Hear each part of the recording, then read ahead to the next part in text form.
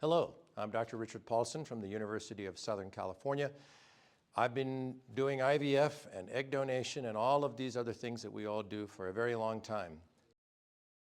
We've been talking about the options for progesterone administration, and we discussed the fact that the intramuscular and vaginal routes really are the two ways that we have of administering progesterone to someone. The question is, which route actually gives you the higher levels that you care about, meaning in the endometrium, and that is what we're going to start talking about.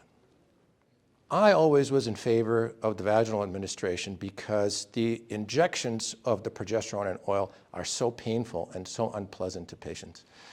And it always bothered me that we were measuring progesterone levels in the circulation. Or as I like to say, why are we measuring it in the antecubital fossa when what we really care about is what the levels are at the level of the endometrium? And I remember this was about 30 years ago, we had a journal club at my house and we talked about it, and I went on one of my rants, and Frank Stanzik, who's a PhD biochemist in our division, said, we can do that. And so that's what we did. We gave the patients vaginal progesterone, did endometrial biopsies, homogenized the tissue, and showed that the endometrial tissue levels were much higher after vaginal administration than after intramuscular. So even though the serum levels appear to be lower, you get more tissue penetration, more tissue action, and measuring the serum progesterone levels is probably not productive. There were many meta-analyses after that that basically demonstrated clinical equivalence between vaginal and intramuscular progesterone. And that is because even though perhaps you're getting more than you need via the vaginal route, there does not appear to be such a thing as too much progesterone. So it doesn't matter, as long as you deliver enough progesterone, everything should be fine. This was all, of course, turned on its head in 2021 when a randomized clinical trial came from an East Coast program which showed in a randomized clinical trial that the women that were only taking vaginal progesterone had much lower live birth rates than those whose regimen included intramuscular progesterone. So very difficult to know why this would be. The implantation rate was the same. Miscarriage rate was very, very high. The miscarriage rate was really much higher than anything that had previously been reported. So that study is an outlier.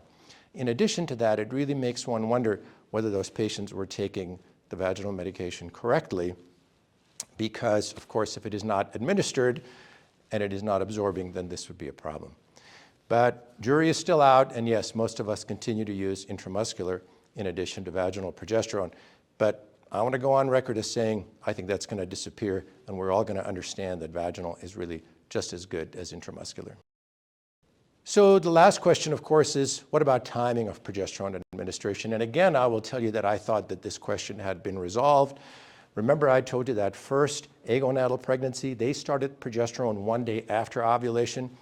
Most of us start progesterone on the day of ovulation. Long time ago, maybe we used to do it a day prior to, because in a fresh IVF cycle, progesterone actually rises about 24 hours before egg retrieval. But all of those are okay, and all of those probably produce the same results, particularly then if it's on the day of ovulation or the day after. And that, I think, is the correct timing. So there's a number of endometrial tests that are now available that have not been shown to be useful. The Endometrial Receptivity Array in particular was a very promising way of evaluating the endometrium. Prior to that, all we had was histology, and people would do a biopsy and look at it. The problem with histology is that it's subjective, and it seems to vary in different parts of the uterus.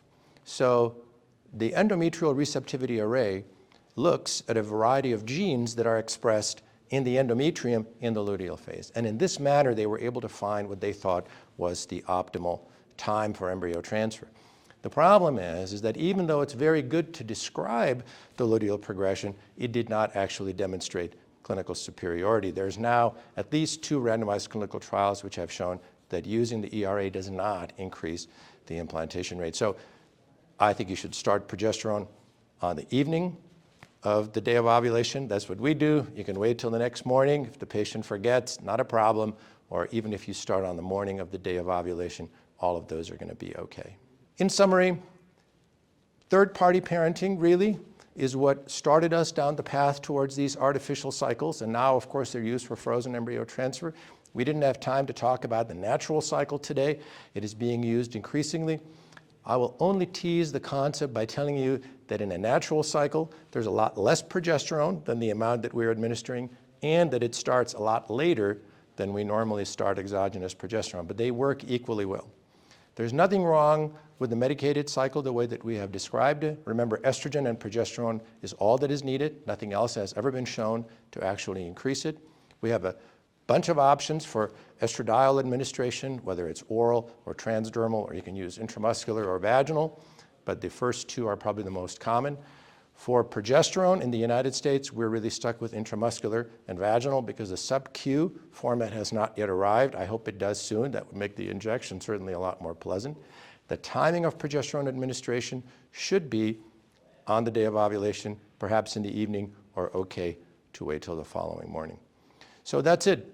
Endometrial preparation is really quite simple. I think it was solved 20 years ago. We've got some recent controversies, but I don't believe that they will pan out. I believe that the artificial cycle, the way that we were doing it 20 years ago, continues to be the right way to do it and will produce the best results that you want for your patients.